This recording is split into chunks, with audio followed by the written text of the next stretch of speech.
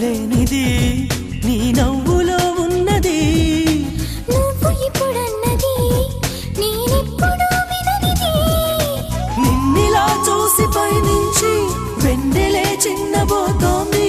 కన్నులే దాటి కలలన్నీ ఎదురుగా వచ్చినట్టుంది.